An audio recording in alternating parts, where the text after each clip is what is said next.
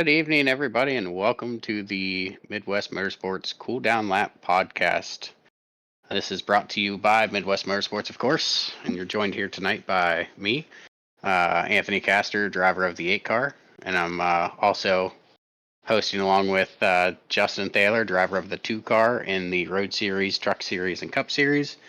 And we cannot forget that James Johnson, the voice of Midwest Motorsports, is with us here as well.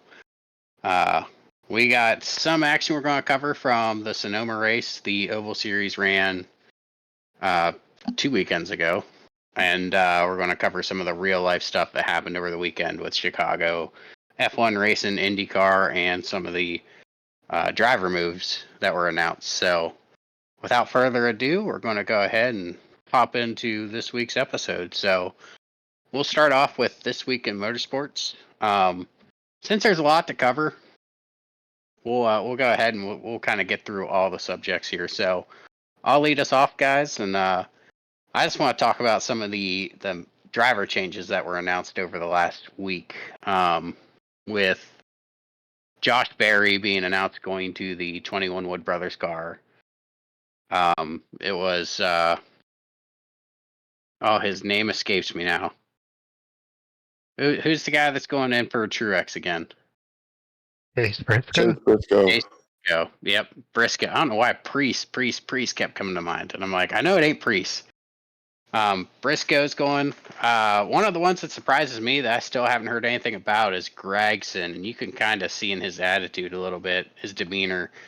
It kind of seems like he's a little down on it now. That, or he's just getting super serious to the point where he wants to try and get a ride. But the Wood Brothers Berry one kind of surprised me a little. I will say that. I mean, in the back of my mind, I was thinking if he went anywhere, it probably would be Wood Brothers. And I don't know why, but it was just surprising to actually hear it in reality. Do you guys have any thoughts on the matters?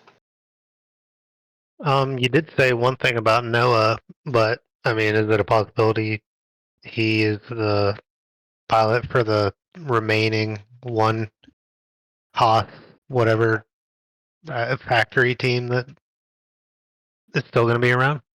I mean, that's always a possibility. If that's the case, Haas seems like he's keeping those cards close to his chest. I don't think anybody knows who's going in that car. Like even Gregson, it seems like. It doesn't sound to me like Haas wants to foot the bill, so I think they're probably looking for sponsors or somebody to put on the hood before he has to commit to paying for 5 races out of his pocket, So I think it's going to be a minute before all the dust settles on the Haas open seat. When the music stops and all the people start sitting in chairs, we'll see who's left and then see what seats are open. It wouldn't surprise me if Haas was one of the last seats to be filled. Yeah, that's a good point. Again, surprising news. And other news, I mean, did you guys see the news today after she got replaced over the weekend, Haley Deegan with Logano running the race? Her and Motorsports actually decided to go separate ways today. Oh. Mm-hmm. So she is without a ride currently. Mm-hmm. Joey didn't do any better than Haley did. What did Joey get, 15th? And not about where Haley usually finished, but He did finish. He did finish. I got you. That's funny. That's a good point. Yeah, I hope Haley would have done better. I think part of the reason she is where she is probably because of her social media following and her sponsor, Monster Energy, has been real good to her, and she's good at social media. I wish she was as good at racing cars, but she comes from a racing family. I don't think she's driving to put food on the table, if you know what I mean. So, yeah, I think the world's going to go on without Haley Deegan. I mean, yeah. She has had good equipment too, which is like, I mean, she wasn't at the bottom of the barrel teams.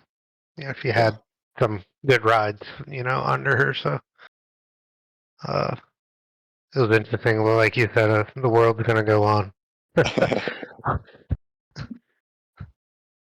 So James, what you have for the week? Well, we were talking a little bit before the show. I'm glad to know that I'm not the only one that watched almost all of the IndyCar race at Mid Ohio, one of my favorite tracks, and it just happened to be on before the NASCAR race, so I was trapped inside watching the racing all day. So I really enjoyed it.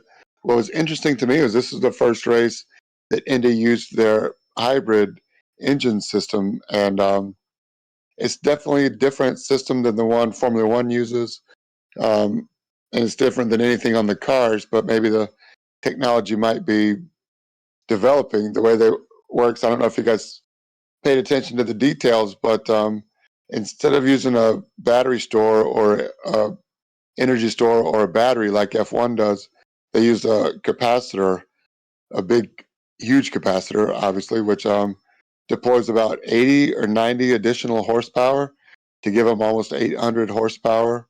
They can use it. They ended up getting about 2 full pulls. One of the guys was calling it per lap, and then it regens under braking and fills the capacitor back up. But it's a much less complicated system. I wouldn't say it's not complicated, but it just fills up the capacitor, and the capacitor is able to deploy that power really quickly, and then also fill it up really quickly. So, um, yeah, I mean, it's a physicist's dream or a scientist's dream dealing with all the atoms and protons, electrons, and whatever Elon Musk is doing.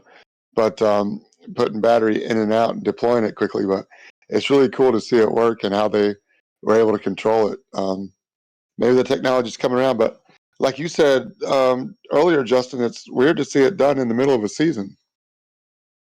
Yeah, I mean, I find it strange. As we were talking, there's no way it was a surprise. That's a big bombshell to say, yeah, we're going to change the power plant mid-season. Here you go. Deal with it. But I just find it very odd. I would expect that the teams had plenty of time to prepare for it and everything else, but it's just a shocker to me. It with points on the line, especially, and point in fact is that Scott Dixon is the one who had the failure, and he's leading the points, or at least a points contender. And now he's 22 laps down at the end of by the time he got back on the track. So that's a big hit for Scott Dixon and Chip Ganassi on a system that is not foolproof up to this point. So yeah, it's a little bit strange, but it was a good race. Alex Palou and Pato O'Ward ended up on the same strategy, the right strategy, and Pato, or no, it was Palou, kind of stalled or missed first gear when they told him to go. He stalled just that one extra second where he missed first gear or didn't get it in gear, or didn't have it in gear, and dropped the clutch, and it didn't go and kind of stalled and took an extra 2 seconds to get out of pit lane. And when he did, there goes the leader, Pato O'Ward. So new leader Pato O'Ward. Mid Ohio is really hard to pass. There's only maybe one passing zone if you got to really stuff it in there anyway. So I don't know how familiar you guys are with Mid Ohio, but yeah, not a lot of passing zone, especially in the IndyCar there. So there they came out of the pits is the way they finished. Yeah. Oh, go ahead, Go Justin. ahead. No, hi. Go ahead. No, I was just really. I'm pretty sure I was just about to echo what you were going to say with the racing those two put on for like the last 20 laps. I'd say was some really hard racing. Pelot, I believe, I seen when he was coming out of. I don't know the corner numbers, but he took that corner pretty wide, ended up clipping the grass, and I was amazed he was able to hold on to that car and Yes, keep it from spinning. Like the amount of skill that those people possess to just snap that car back into place when it's on the grass like a sheet of ice no is power amazing. steering. Yeah, I Yep. was amazed. Like And he didn't lose much time. I mean, I was expecting him to drop like a second or two, but he only dropped a couple tenths. I was really surprised with his skill there. Those cars have got to be a handful. I mean, obviously I've never driven one, but I can only imagine having that much power under your foot, that much downforce, and slinging it in there, and then no power steering, all the grip on the tires, and they were 10 tenths the whole time, and I guess they're just using the energy deploy at the same time, and so that really didn't play a factor. It's not like one person has in Formula One DRS and the other person doesn't. Both of these guys were able to use it in offense and defense, and they were just man, it was amazing. Pato Award and Alex Palou put on a show. I thought it was great racing. Yeah, I watched about the last 15, 12 laps or so. But yeah, I mean, I caught the last. I don't know if it was the replay of that pit stop, but it seems like Pelot just either stalled it or I don't know if he fell asleep, but the Right. guy was trying to wave him out and he just kind of sat there for a second. So I think maybe, had that maybe not happened, they would have been at least, you know, neck and neck, and Pelot maybe would have had to push a little deeper into turn one. But I think it would have led to a more of a dogfight than it did. I mean, he was after Award there towards the end. But Mid Ohio is a fun track to drive. It's tricky, so seeing IndyCar rip around there was pretty wild. Have you ever been, Justin? I know it's probably not too far. It was in the same state, at least. It's probably about 2.5 hours. I have yet to get out there. Probably something I'll do in the near future if I can find some type of race that I really want to, see out there. Something I think that might be, worth my time. Maybe try and look up, where the best place to view something would be. But going back to the engines, it sounds a lot like the ERS system in Formula One, where, um, you know, it's used in conjunction with DRS, but any driver can use it to, attack or defend. So when you see those lights kind of flash, and the drivers are harvesting energy, so um, the new hybrid system sounds pretty familiar. Um, it might be. It's probably a lot more powerful, in IndyCar than the ERS system in F1 is. But I like the fact that you hit the nail on the head. It allows either an attacking driver or defending driver to have the extra power.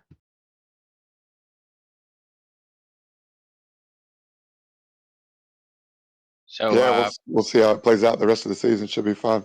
yeah, Justin, I'm sure you ended up watching the F1 race over the weekend. I did. I was happy, sad, and then sad, and then really, really happy, and then happier, and then just complete depression by the end of it. Roller coaster of emotions, man. Go ahead, man. Well, how'd that race play out for you? Not bad. So, it's interesting qualifying. I think George Russell, a Brit on pole, Lewis Hamilton, a Brit P2, and Lando Norris, a Brit in P3, and then you had Max Verstappen P4.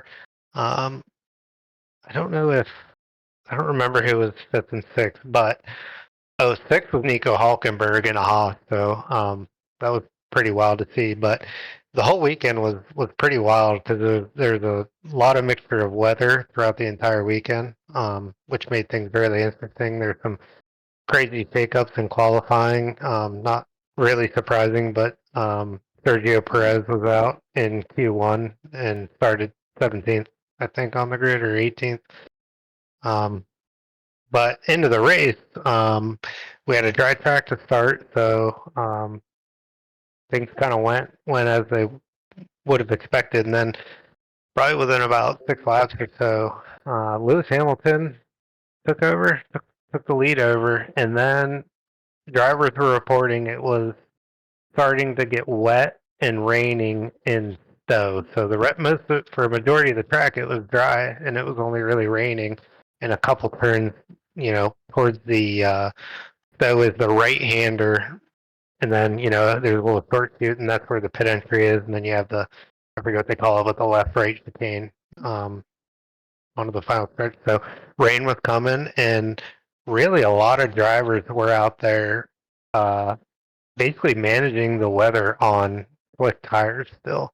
And it was really interesting because mostly everybody stayed out because it was a huge gamble. Because while it was a little damp, in a section of the track, it was going to let off for a while, and then more rain was going to come. So a lot of teams didn't want to pit initially, lose, I want to say it's like 20 seconds or so pit lane there at Silverstone. So a lot of teams didn't want to take the gamble, burn up the inners if it was going to stop raining and then rain again, because that's what everybody's radar was telling them. So a lot of guys stayed out. Ferrari with Charles did a Ferrari thing, and that shuffled him way back outside the points. I think he was like running in the high teens for pretty much the most day after that.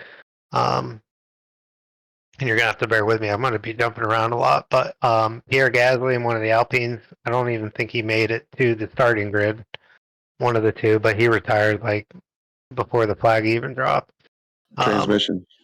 Yep, yeah, transmission issues. But George was in a dogfight kind of with Lewis. Once the rain started coming, they both kind of came back, and Lando made a clean overpass on Max Verstappen going into Stowe, and just a handful of laps later, Lando Norris took the lead. So both Mercedes ran wide at, I think, turn one, and Lando was close enough where he took advantage of that. And then you had Piastri and the other McLaren lurking in the background, and he actually made it up to P2. So for a while there, we had a really good look at McLaren potentially securing a really good podium, probably a double podium. George actually had to retire his car. They were having water issues. So I don't know if it was the pump or pressure or what, but George Russell, from the man getting pole leading laps at his home race, has to retire the car. So there's another car out. And long story short, McLaren, they really could have double stacked Lando and Pastry. So Pastry was close, but I guess according to the rules, if you can double stack, your trailing car on your team can fall back as long as they don't impede the vehicle or the car behind them. So there was definitely enough room there. It looked like he started to back off coming out of Stowe. He just didn't. So Lando pits for a set of inters. They kind of left Piastri out there. He lost so much time. He probably would have lost about 10 seconds or so. If they were able to double stack him, but he ended up losing a bunch, and it shuffled him, I think, back to sixth or something like that. After that stop, but it was looking good. Mercedes and Hamilton pulled I think with about 13 laps to go, pulled Lewis in on the undercut and put a set of softs on. So by now the rain, it's gone. The track's dry enough. There's a dry line, and so they get the undercut on Lando. Max comes in with, I believe he came in with, or maybe not. I don't remember. He might have come in with Lando or not, but Red Bull puts Max on a set of hards, and it was just a whole kerfuffle, to bring up an old buzzword, of radio messages from the McLaren pit wall to Lando about, do you want the mediums?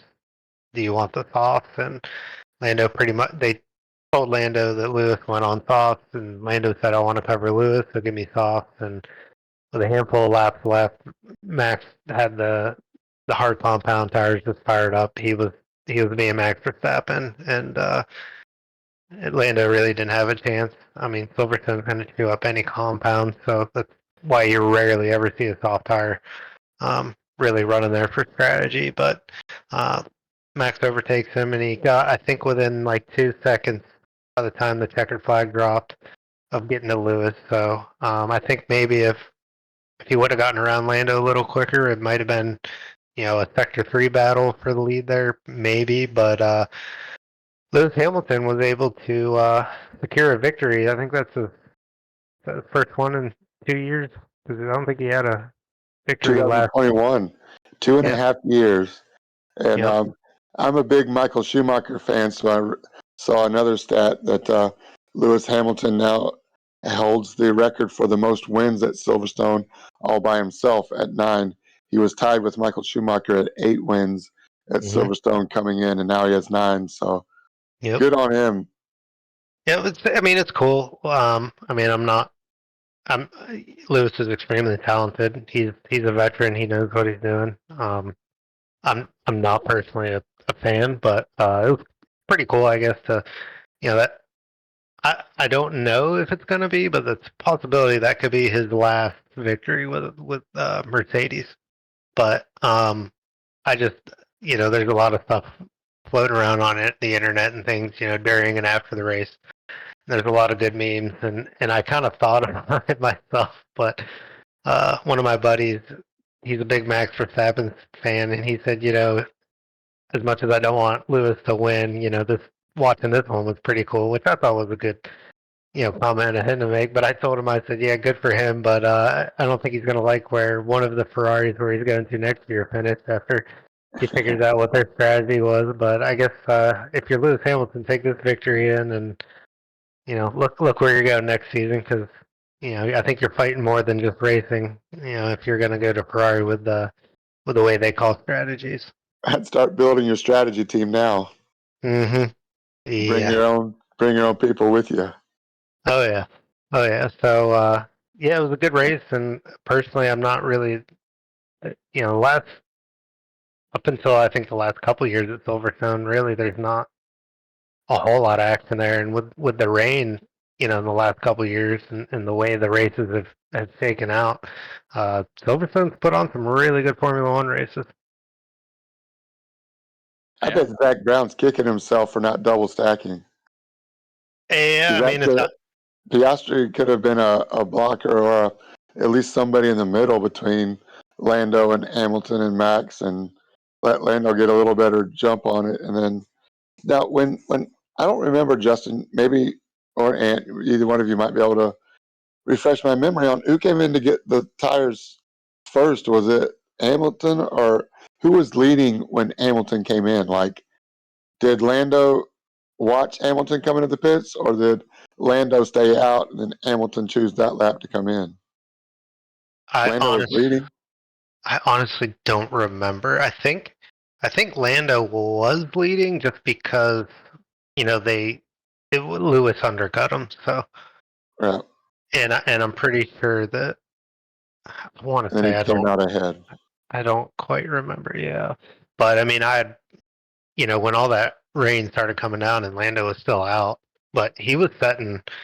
I think he set the fastest lap in the wet on a pair of the slick mediums. But my biggest gripe is last year. There was a late safety car or something, if I remember. I don't know if Lando pit and then like as soon as you come out, a safety car. I don't remember how the whole scenario played out, but there was about 15 laps to go, and the McLaren was set up that year. It was rapid on hards, and they had a brand new set of mediums, and why they even gave Lando the option, I don't know. I don't know if he would have caught in Hamilton for the win, but I think he would have definitely been able to secure P2. That was my kerfuffle of the race too. You're absolutely right. Why have a dialogue about it?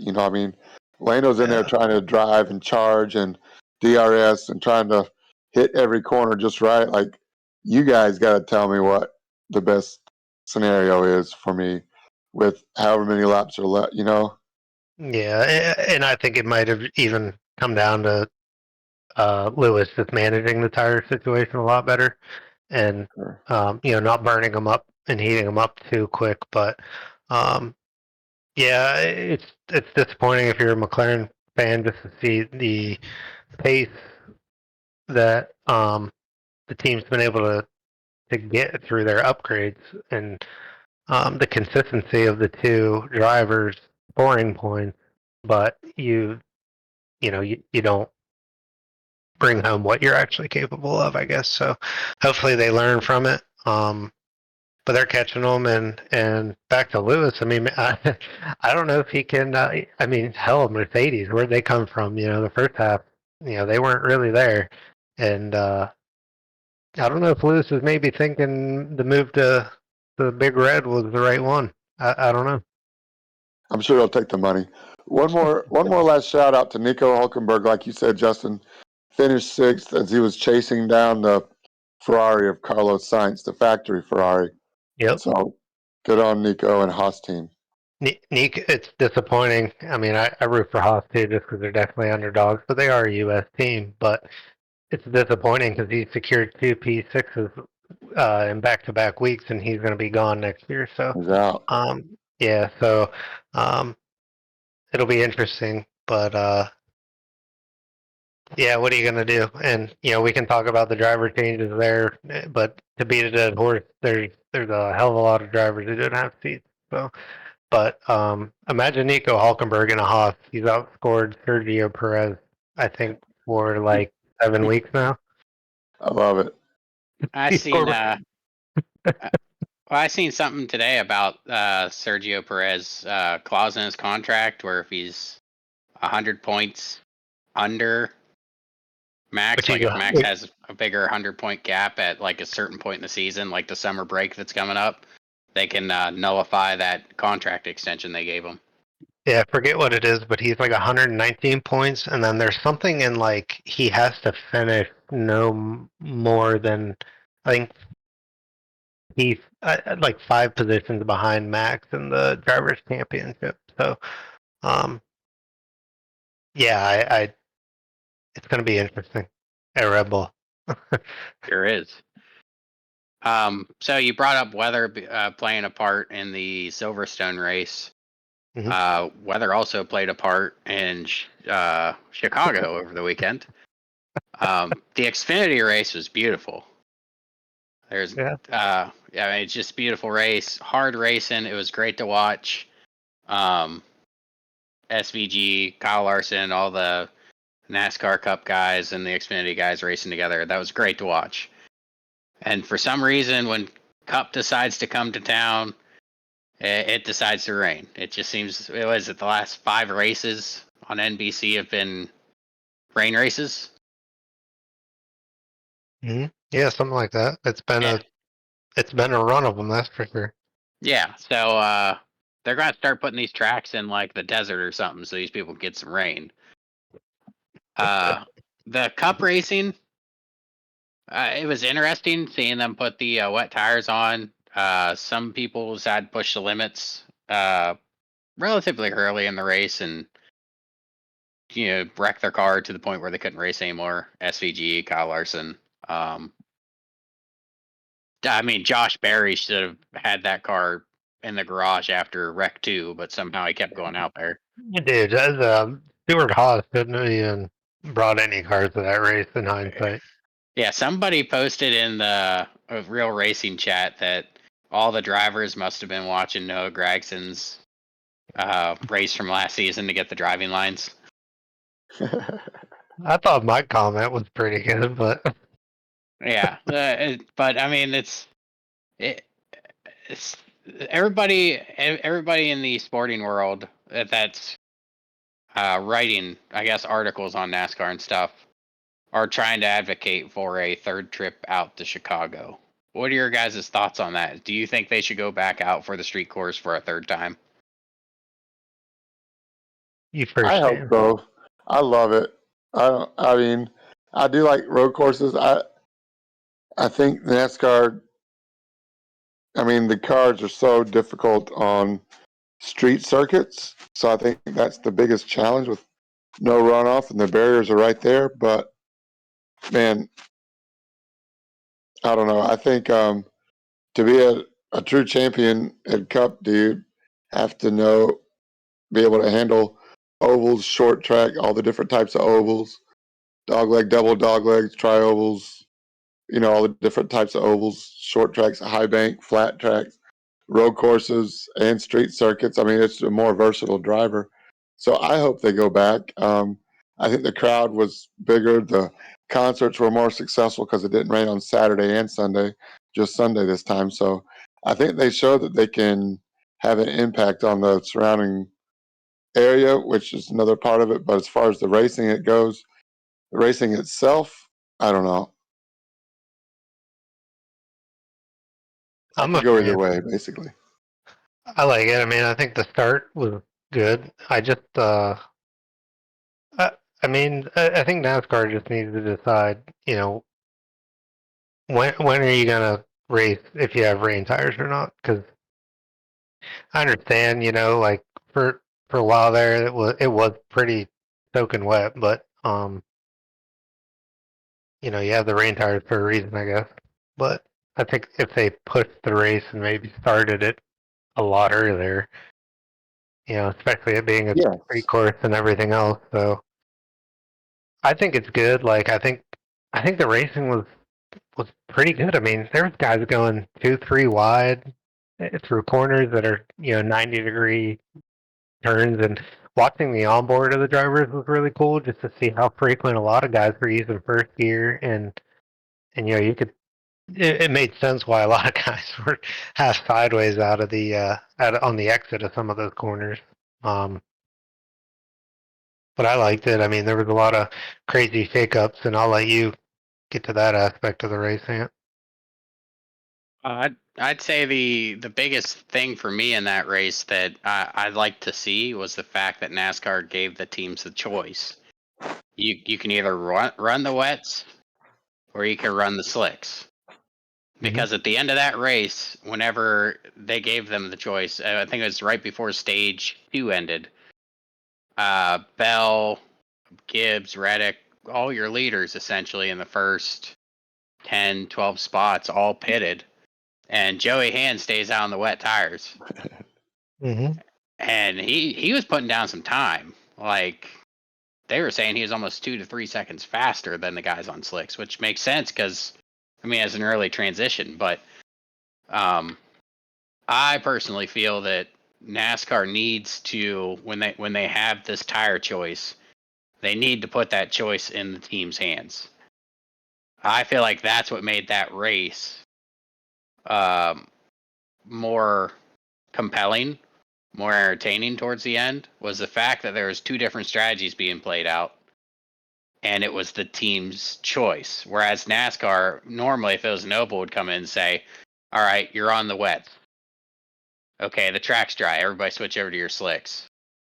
And it's a non-competitive stop. So I feel like giving them that option generates that excitement at the end of the race. Because Reddick was a homing beacon. Like, I thought he was going to catch him, and I thought he was going to catch Bowman and just completely destroy him. But Reddick did Reddick things and put the pressure on himself and just messed up a corner.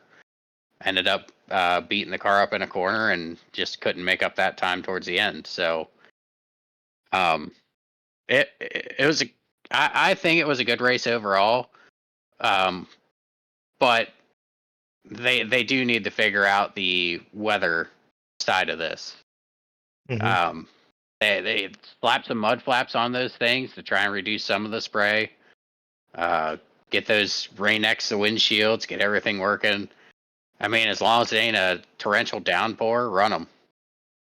Put some Yeah. brake lights on the things. I think that's the biggest thing with the guys is you see that flashing light, that beacon let you know it's there, but you aren't seeing braking or anything. So just throw the Garage 56 car out there. Yeah. Oh, That'll fix it. I That'll think some fix it. downforce will definitely help for sure. Yeah. I wonder if I mean, if they just let them race in a torrential downpour, I think that would just lead to more cautions because of the people put it in the wall or think they could pass and then brake, and then the braking is so different offline and online. I mean, I don't know.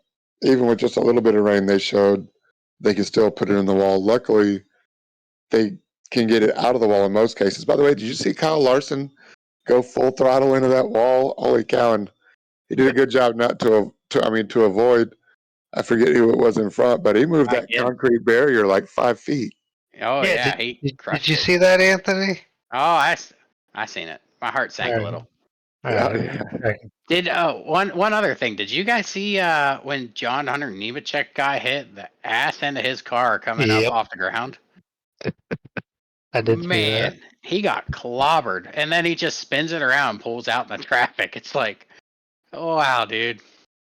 I just I mean, we were all kind of chatting it up and taking digs at either the current situation, specific drivers, or fans of drivers in the real racing chat yesterday. Because I mean, hell, we had 2 hours almost under a rain delay to kill. But I I had a couple theories that I don't know if like all the Stewart Haas drivers just don't want Gene to make any profit off of selling his charters, so like they just all decided to try and junk the cars, at this race or not, because it seemed like every 3 laps, one of the Stewart Haas racing cars were into some kind of trouble or something. But I mean, Briscoe, he was just a complete lunatic. He was just getting into somebody left and right. Mm-hmm. And have we heard from Dustin today? Like, is he okay after Denny got put in the wall 4 or 5 times? Eh, he's probably fine. I think Denny's probably fine too. Yeah, Denny probably doesn't want to go back there. Right? I think he's had bad luck there, 2 seasons in a row. During the rain delay, did you see the tour of the Michael Jordan Denny Hamlin facility? Oh my gosh, Yep. like Taj Mahal. That's MJ, man. It's all MJ. Man. Styling all the time, man. All right. Anthony, I never heard you say whether they should go back to Chicago or not. They can't control the weather, obviously. So, do they I go think back next year or not? If you were in charge, if I was in charge, no. no. I'd take my talents to Long Beach. Why don't we just add it to the calendar? Take my talents to Long Beach. It's Just not going to roll. rain there, huh?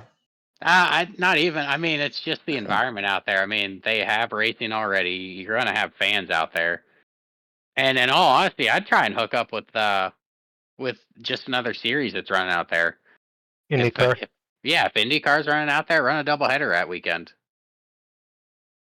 It wouldn't hurt. I mean, they talk about the double, bringing those race fans together. And you see it. There's a lot of engagement between both series when you have a NASCAR driver coming out and running the double. Well, if you get both of those fans together at the same track on the same weekend, you're gonna get a lot of engagement in both series. But I mean, there's a chance of it happening with Penske being the guy up in IndyCar, but it's a long shot. But I mean, there's hope. I mean, you can always hope. I mean, Yeah, I'd love to see it. I'm in. I'm all For Long about it. Beach.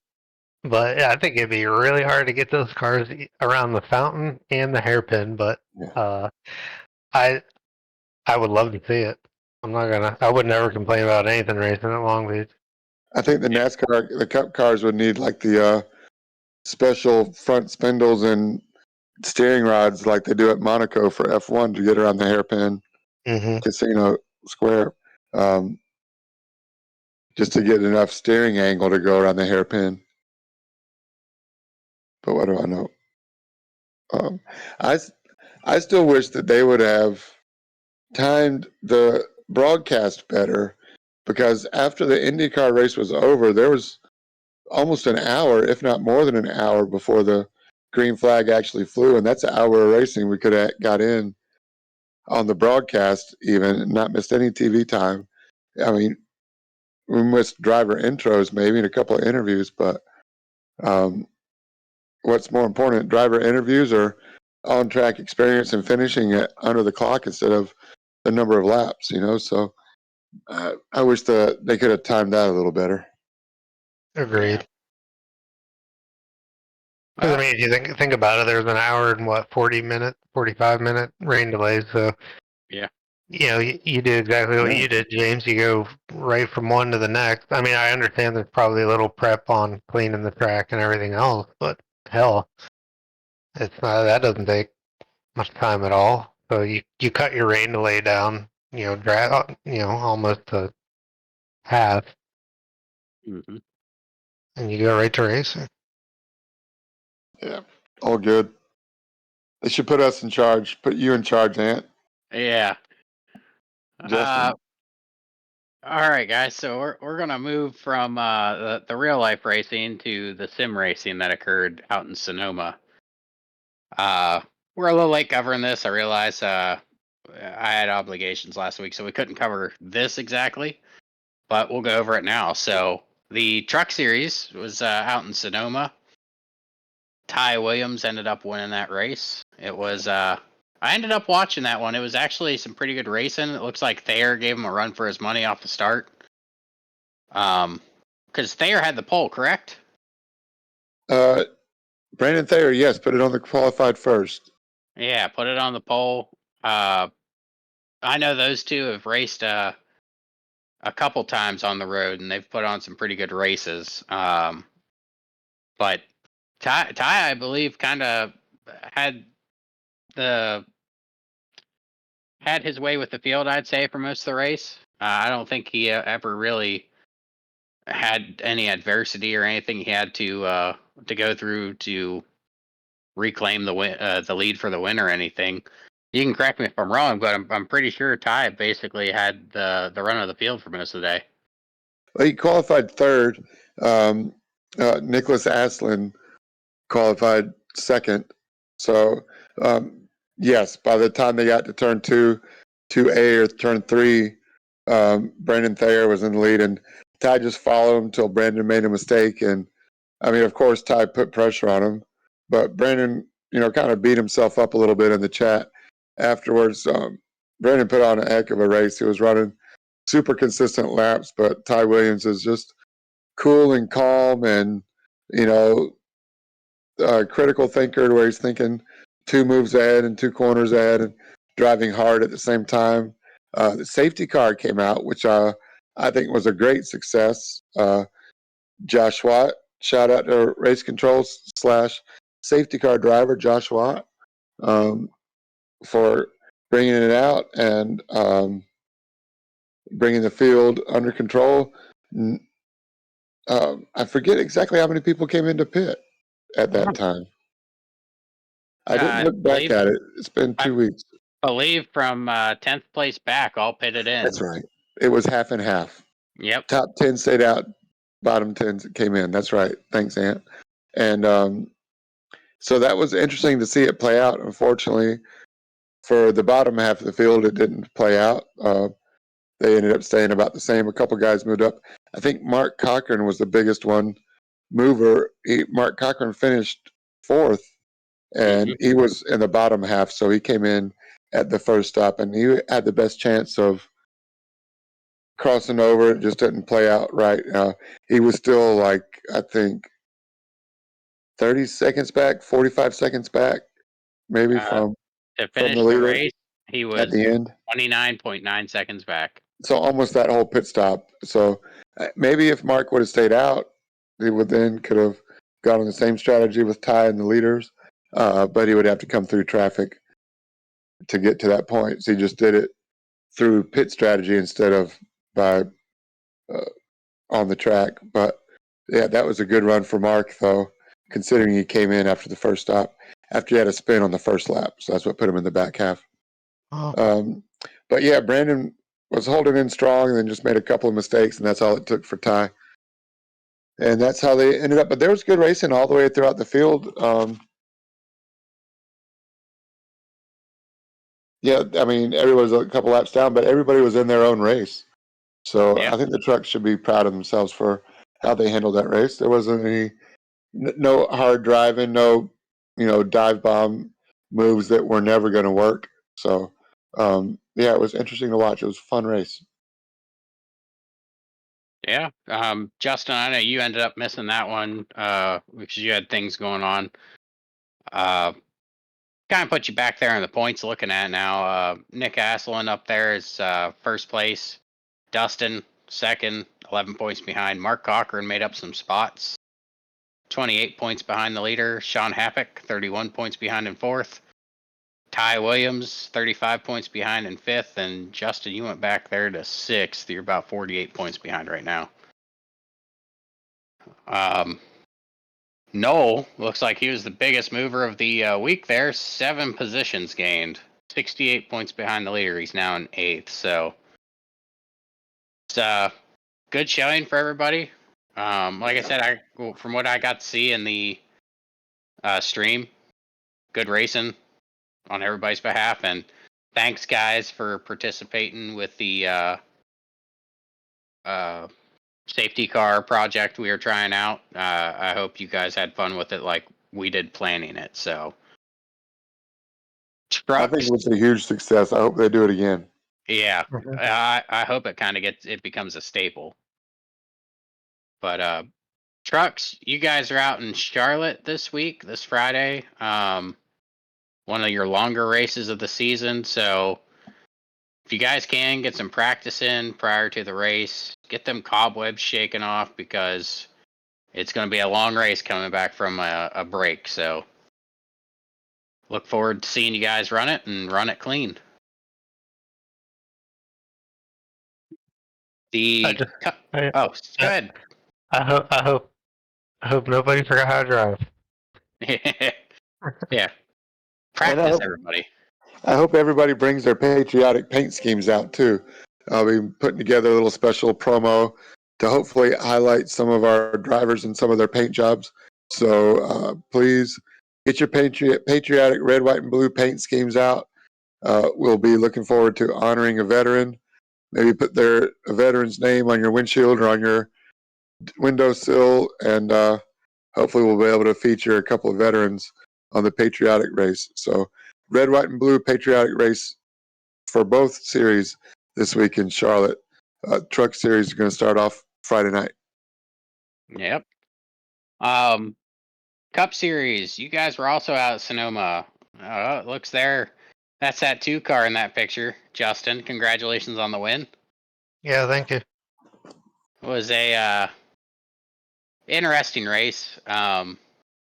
I'll just come out and say it. My race got blown up whenever my headset decided to die, and you can't just switch from a VR headset to a monitor middle of the race, so I had to park it. But you had some serious pace, man. Did you lay the fastest lap? Pole position. I did. You also had the fastest lap of the race too. Yeah. I don't remember what my practice time was, but it was on a pretty. I did enough laps on those tires. They were well within the window of performance, and probably some lower fuel load. But I was like, there's no way I'm gonna get anywhere near that. With the 2 flyers. So my first lap went good. I want to say it was like a 16.2. And all I could think about was, I hope that's enough. And then I think I set a 16 flat maybe for quali, and Williams was close, so I think he was putting the pressure on me all race for sure. And then there's a good mix of guys. I think Thayer was up there running up front, but yeah, if you want to go through the race and if you have any questions, you let me know. Oh, I mean, we'll just start with you took the pole. And I mean, you just kind of took off in the race in the beginning. Did anybody get around you in the first handful of laps, or was it after that Nope. comp caution? As James said, nope. Waited till the caution, and I mean, if nobody heard my, I guess, post-race interview, I was on completely foreign equipment, so not gonna lie, I had no idea what my strategy, and I couldn't read Eric's fuel calculator that he runs, because I use Crew Chief, and he just tells me, how much fuel I need. I wasn't running my dash panel that I run, so I was like, yeah, I mean, I'm not trying to, pat myself Yeah. on the back, but it was rough because his wheelbase outputs 3 times before mine does, and I did practice well before the race, and I came out and I did maybe 10 laps or so, and I was like, dude, what is your force feedback? Because like 5 laps in, my left shoulder it hurt, like it felt sore, and like I pinched something, and Yeah. he's like, well, it was just turning it down in iRacing, and I couldn't get used to his brake pedal, but I don't want to get into. We don't need to get into all that, but Eric said you need to go to the gym and start working out your shoulders more, big wuss. You can't handle the heat. Get out of the kitchen. But you did pretty good, though, I'd say. I mean, dude, I don't think. I mean, I know you're playing like you didn't know what was going on, but for you to be able to improvise and think on the fly like that, I think says more about your abilities than just having a plan going in and having it work out. You got to be able to adapt. But you played it just right to. It was only you and I think one other guy that came in before on the lap the safety car was coming out, so that by the time the safety car caught the field and those who decided they wanted to come in would pit, like you pitted beforehand. So there's not a, the pits are closed 2 laps before the safety car caution comes out. So did you think about that, or was it like, all right, it's coming out, I'll just go ahead and pit and cycle up front? a little Did you bit, think more people are going to follow you? I wasn't really. I don't know. Like, I felt like before, and it was hard to judge, because it was 10 laps in, I think, when the safety car came out or something. So it was pretty early, but like I felt like with the lap times and the gap was beginning to build, that if I can jump be the first one in, and honestly, I took tires there. Totally didn't need to, but I took a set of tires there because it's essentially a free stop. So why not just put some freshies on? Yeah. And filled up my tank. And what I cycled back to, when was I, like 11th, 10th or 11th or something? I think you were like 10th.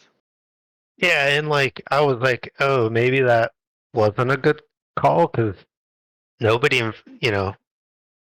lot of people stayed out, and then on that second lap, I think 4 or 5 people in front of me, they went in. So I said, well, that could be better for me. I think you restarted 7th by the time the green came back out. Yeah, so it was kind of just a toss it up and see what happens kind of deal, I think. But it ended up, it didn't hurt, I guess, as bad as it could have. Yeah. Yeah, I mean, of course not. I mean, you were able to kind of rocket your way back up to the lead. Did you feel that pitting and taking that fuel and kind of changing your strategy in a way, did that kind of benefit you, or do you think if you would have just stayed out, you kind of would have just ended up taking less pit stops and kind of being in a better position? I think it benefited me only on the point where when I did need to pit, in the following cycles, I think I came out in more clean air.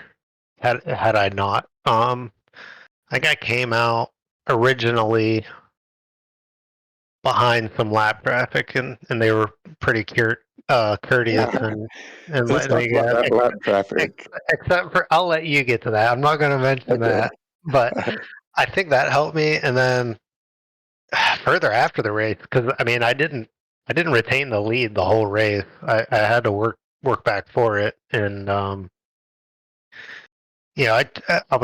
I did pass quite a few cars for position, and I was at that point, I was like, I need to get through, the guys for position, and there was a couple where, it might have looked like a move from desperation, but I was just trying to maybe go just that little bit further into the braking zone and just not being, completely comfortable on Eric's rig with his brake pedal set compared to mine.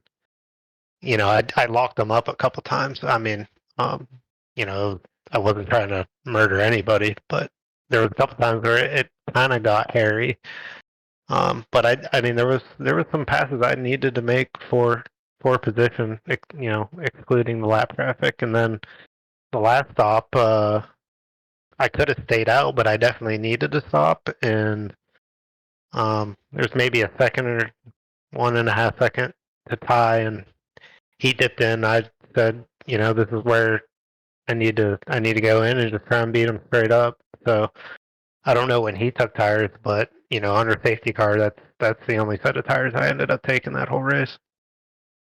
You really didn't have to take tires. Yeah, I'm kind of thinking Ty probably didn't take tires at all. I think he mentioned he did at one point, whether it was probably on his first stop, but Yeah. I don't know what they would have been like, past the race, but my fastest lap was on a pretty well used set. Yeah, your They were fastest lap looks like it came at lap 50.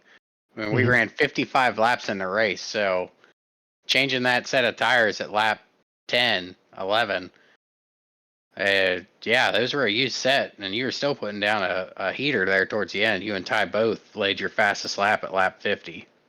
And he kept, it was almost like a rubber band. I was just kind of managing my pace, and then I was noticing he was kind of creeping a little bit close, and I just got in a rhythm and just kept going for it. But I really wasn't trying to push. I didn't care to get a fastest lap at all. And the only thing I'm upset about is, um, one, I didn't screen the race from my perspective, but that's okay. And the second thing I'm upset about is I completely forgot to turn Eric's telemetry on. I mean, I was logged in as myself, but it would have been interesting just to see, um, you know, compared to the other guys and how they were throttle inputs and steering angle and stuff like that. It would have been really curious. And like my previous fastest lap in the Garage 61 was like a 16.2 or something, so I beat that pretty well, but unfortunately it doesn't show. You know what I mean? Yeah. there was James?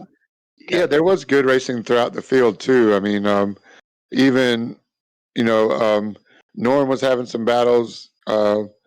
Aaron and Trevor McLaughlin and Michael Samia were going at it. Noel Jackowitz, John Daniels, and Walker McNulty were going at it for a while. Brandon Thayer and Ty Williams were having a rematch from the Truck Series Friday night, and that went on for probably half the race between Ty and Brandon Thayer as well. So again, good racing up and down the field. I was happy to see the trucks and the Cup cars do well with the safety car. Those are the majority of my notes. But I do want to know if you ever talked to your dad and told him how to get out of your way next time, Justin, because as Justin was coming through some of the lap traffic, it just happened to be that Chris was in the S's and he went wide the same way Justin was going wide and probably held him up just a little bit longer than Justin would have liked. But have you made peace with him? Have you bought a beer for him yet? Well, he owes me a 6-pack because I'm trying to catch. It was Ty, Yeah. I think, leading, and Thayer was right on him, and coming downhill. I forget what hairpin it is with the hard right hander that leads up to the S's at the bottom. Yeah. And they're right there. Like I can see everything as I'm trying to catch those two, and they go around the hairpin. Dad just pulls over to the right. They go on through, and then right as soon as I get to the second right hand S where you can kind of pick up your throttle on exit, he's right there, and I'm like, I was like, you don't have to hold them up, but give me a chance. And it was just hilarious because after I watched the replay of the uh, the podcast, you chuckled at it and made good comments like, Dad, you're supposed to help me out and let me go. And literally, that's all that was in my head at that exact moment. Like, come on, Dad, really? But Yeah, it's all good. It's all good. It's that's what you catch traffic. That's what you deal with, and you gotta deal with it, and that's just part of racing. yeah. In road course racing, especially, you're crossing over the apex to give the racing line to somebody else, and it's hard to know. I mean, I can imagine Chris looking in his mirror, going, "Wait, how do I time it to where I can get out of his way?" And it's impossible. You can't. I don't. There's no win for that situation. All it was just bad luck, bad timing. It could have been a lot worse. You could have gotten, made contact, or could have wrecked you completely. So I think at the end of the day, you came out on top. It just gave you something else to drive a little harder to catch back up, make up that ground that you lost. But um, I'd say throughout the field, there was a lot of great racing. The whole time was entertaining. I was watching, going back and replaying so many different moves and passes and lockups and slicing and dicing again throughout the field, um, not just up front. So, but yeah, I'm happy to see you get the triple crown, Justin, with the pole position, fastest lap, and the win. Congratulations. Thank you. Thank you. So, following the Sonoma race, the points for the Cup Series are as follows. Justin Thaler, capitalizing on the weekend, is in the lead.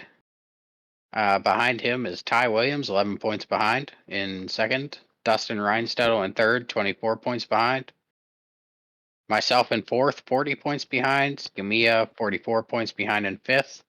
And there's actually a three-way tie for fifth. It looks like Scamilla, Knoll, and Walker are all tied for fifth place, each 44 points behind the leader. So I'd say we're coming up on the halfway point for the season. So we're getting pretty close to it anyways, and it's tightening up. So good racing, everybody.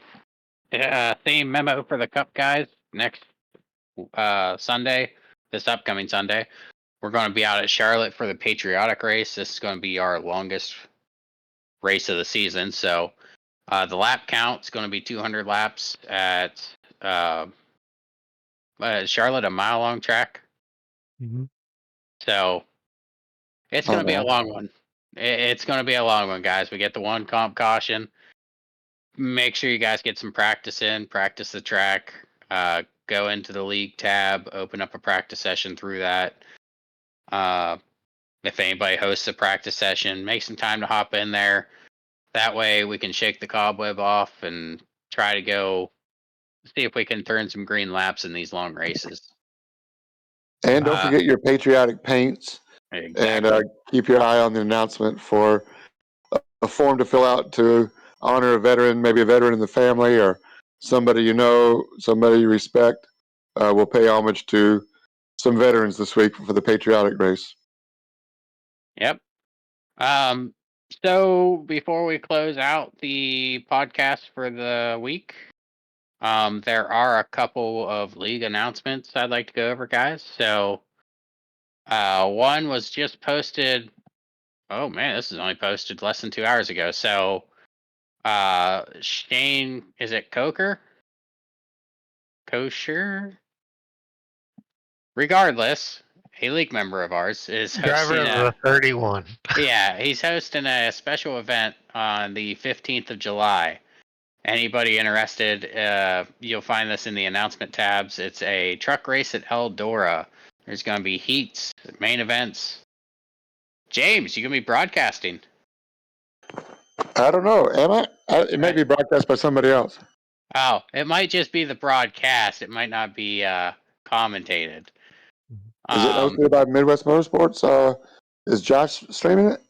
It is not a Midwest Motorsports race. We're just sharing that for Midwest Motorsports and Kane, and allowing those guys to represent us out on track. Yeah. It looks like there's some pretty good goodies here for the winner. So, a 124th diecast Kyle Larson truck. They raced in 2016 and won at Eldora.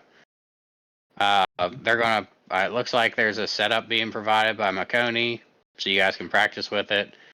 There's a Discord link in the announcements, so if you're interested, if you guys get in that kind of thing, Ben, if you're listening to this, Ben, this would be the kind of thing to get into. Have some fun.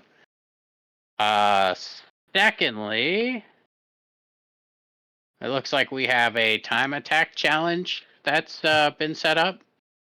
Yep. Yeah. Justin, would you like to go into that one?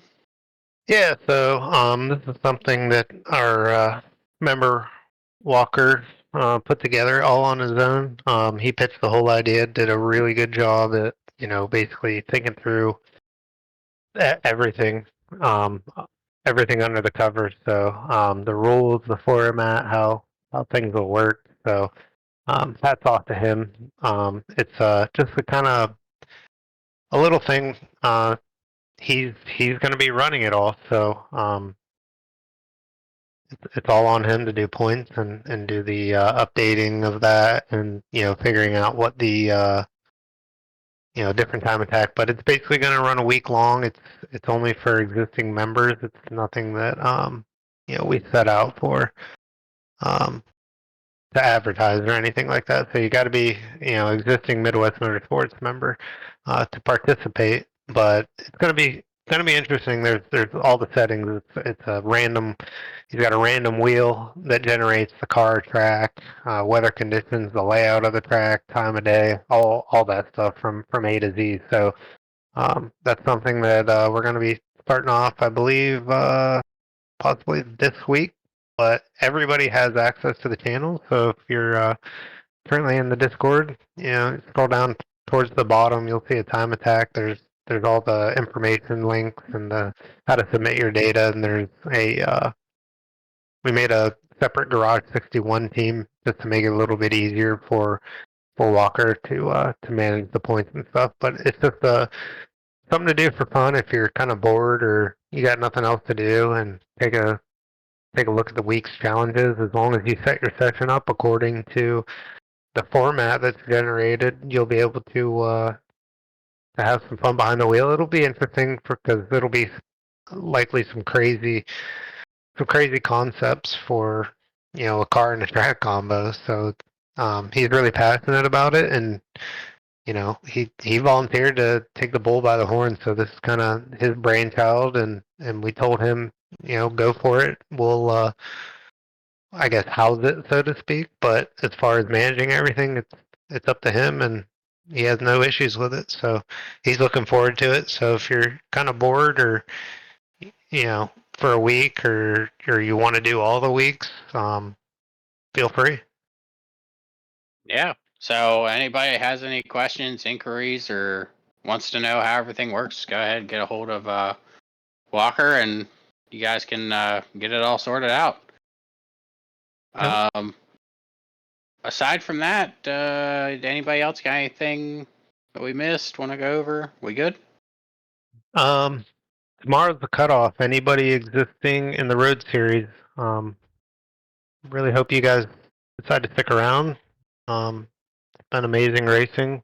I know it's been clearly noted that the GT4 isn't everybody's preference, but we feel like it's a really balanced car for all skill levels with the pro and am splits that we have. But tomorrow's the cutoff date, so after tomorrow, we're gonna start dropping links in the various discords and the Reddits of the world, and all those different places. So um, if you're not registered by them, basically your roles will get reassigned in Discord, and you're not going to see the channels you're used to seeing. So really hoping that we get a majority of the crew to sign up. We never want to see drivers leave for whatever reason. But that's your choice. It's an open door, and we understand that. But get your numbers now if you intend on staying before we open recruitment. Yep. And all that can be found in the Road Series pin chat is the sign up. And I'm just looking forward to get back to racing. It's been too long. Yeah, it's been a week off for everybody, and several weeks off for the Road Series. A little more ways to go for the Road Series, but like you, man, I'm ready to get back behind the rig and for me, do some broadcasting on some racing and Midwest Motorsports style. So let's do it at Charlotte. Let's have some fun this weekend. Absolutely. All right, guys. Well, this is going to wrap up the podcast for this week. Thanks for listening, and I hope you guys enjoyed it. We'll be at you next week, and until then, Stay in your lane.